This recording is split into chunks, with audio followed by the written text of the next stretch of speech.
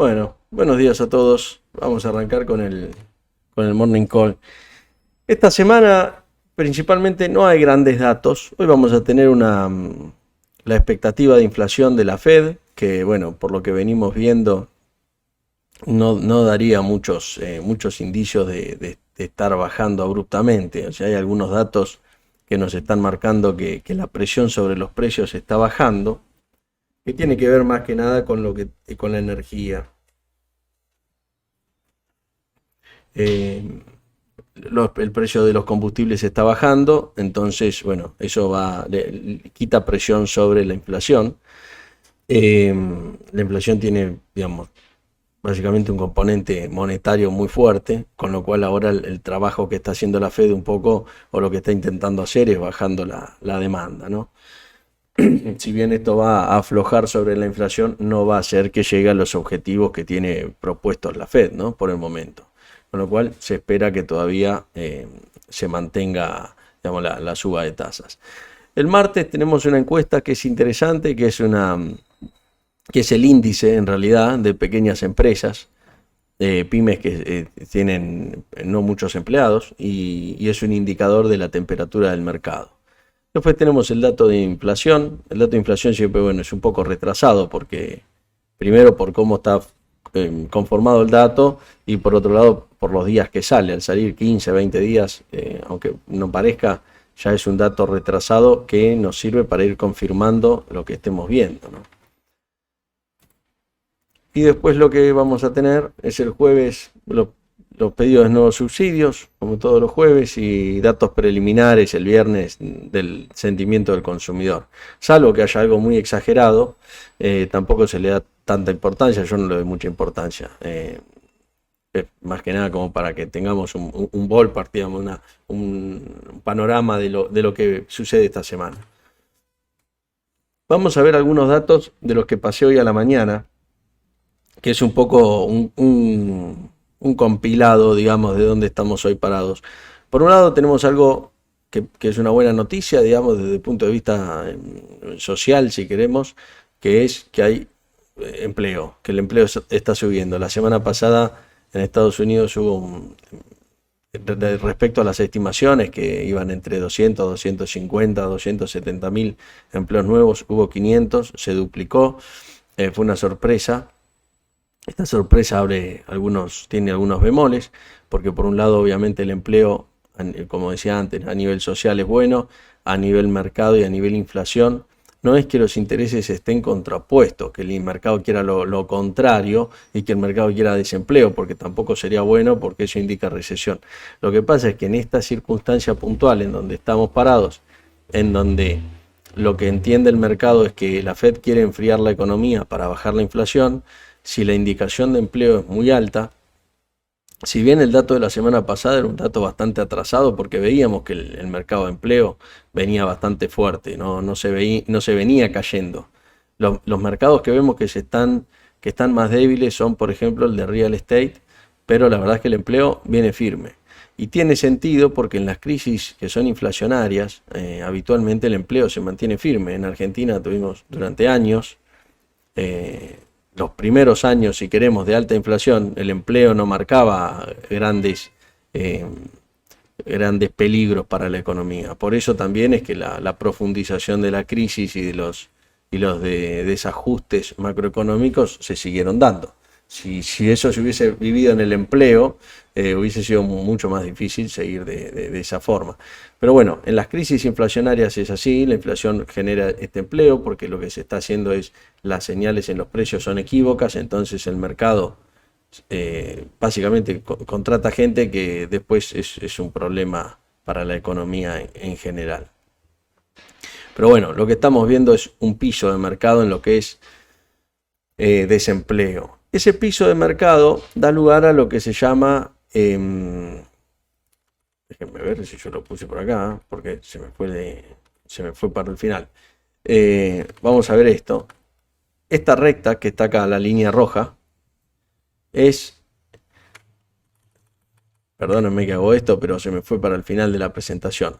¿Sí? Es el NAIRU, digamos, ¿no? Es una tasa de desempleo que es la que se asume, es como todo en la macroeconomía, no deja de ser susceptible a controversias, ¿no? Pero es una tasa donde se asume que el empleo por debajo de esa línea acelera la inflación. Entonces, la idea básicamente es esa, es que si el desempleo cae por debajo de esa línea, en cierto sentido va a generar más inflación, más presión sobre los precios.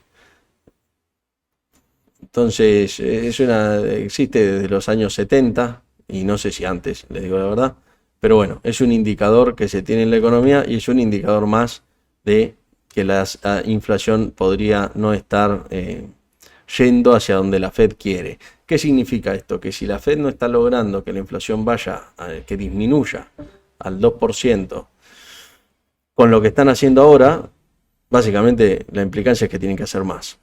Y hacer más significa subir la tasa. Hoy habíamos pasado de una tasa casi de 50 basis que estaba asumiendo de probabilidad a una suba de 75 puntos básicos. Y esa suba de 75 no me extrañaría llegarla a ver en bastante más, ¿no? Verla en, no sé, en 100 tranquilamente. Pero bueno, eso es lo que está hoy, es lo que estamos viendo acá. Acá lo que vemos es cómo estaba la curva de los futuros hace una semana y cómo está ahora. Si recuerdan, durante las semanas anteriores lo que veníamos viendo era exactamente lo opuesto, ¿no? Cómo iba bajando lo que el mercado estimaba que la Fed iba a subir las tasas. En la semana pasada tuvimos un salto grande en este sentido. Tuvimos un cambio en lo que son los retornos de los bonos de corto plazo. Acá tenemos el de 10 años y el de 2 años. Tuvieron un pico, un salto fuerte los dos. Y tuvimos una inversión de la curva de la tasa de 10 años y de 2 años más profunda todavía, ¿no? Fíjense que la inversión de la curva, la verdad es que está en mínimos bastante grandes, ¿no? Incluso en el 2008 no llegó a esta situación. Y acá tenemos el spread. El spread de la Fed lo que hace es, tomamos 2 meses de futuros de diferentes vencimientos, en este caso se toma abril de 2023 y 2024. Y miramos el diferencial. Ese diferencial lo que nos dice implícitamente es que es lo que espera el mercado. Porque tenemos es como decir, vamos a ponerlo en un producto que por ahí sea más tangible. La soja. Tenemos soja de noviembre y soja de abril, y bueno, la diferencia entre esos nos va a dar la indicación de lo que el mercado está esperando que pase con la soja en el medio, ¿no?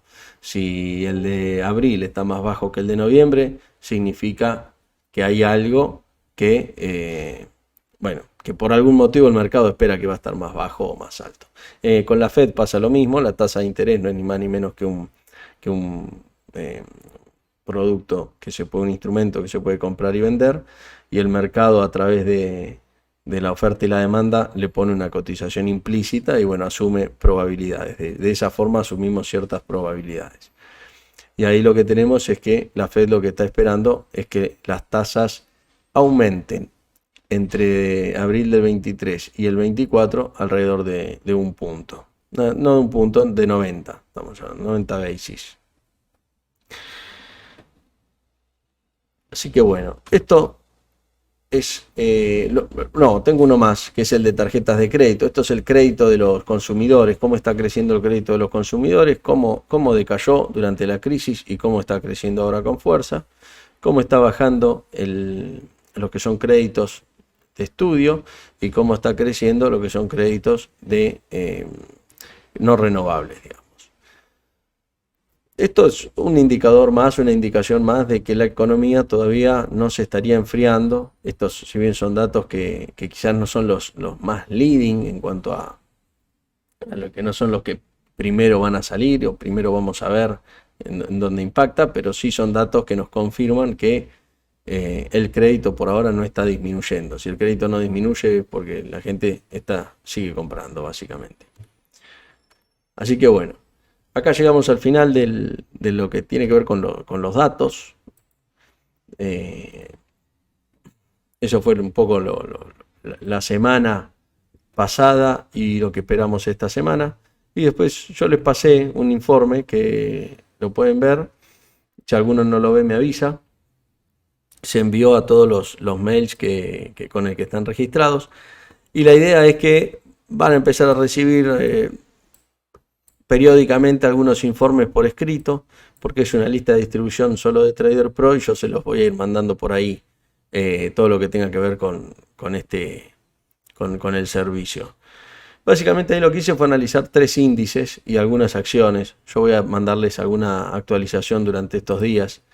Me parece interesante la zona actual en donde estamos en el Standard & Poor's, digamos, con esta zona de resistencia, que me parece que es una zona importante y hay que, digamos, mirándola en perspectiva, yo veo un mercado bajista todavía, no estoy viendo un mercado alcista, pero romper esta zona sería una primer señal de que el mercado bajista puede haber, o que este mercado por lo pronto puede haber llegado a un piso y que podamos ir a buscar la próxima resistencia en la zona de 450 puntos. ¿Cómo impacta esto en Argentina? Bueno, digamos, si el mercado está fuerte internacionalmente, el mercado argentino tiene sentido que acá tenemos el índice Merval, el mercado argentino vamos a ver una suba, la suba que vimos los días anteriores está relacionada a tanto a la moneda, con la moneda de tipo de cambio multilateral, con el real brasilero, con el dólar, y con las monedas que la Argentina suele negociar. Si bien es verdad que nosotros tenemos digamos, en nuestra macro tenemos unos desajustes que son bastante grandes, pero eso no deja de hacer que los bonos soberanos, si todos los bonos suben o si suben los bonos del tesoro, sube la tasa de los bonos del tesoro, que pegue incluso más en los bonos soberanos argentinos, ¿no? Porque obviamente cambia la percepción del riesgo y eso va a pegar en los bonos, al menos en la curva dólar, que es la que más se mira.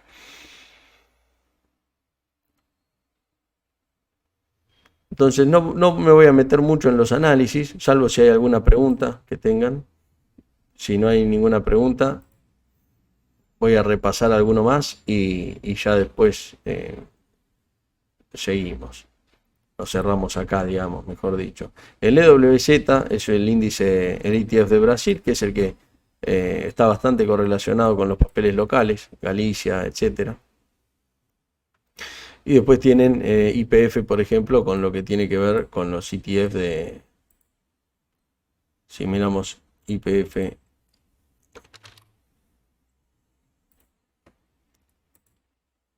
y miramos cómo están las energéticas en el mundo, vamos a ver una gran correlación entre XOP e YPF, ¿no?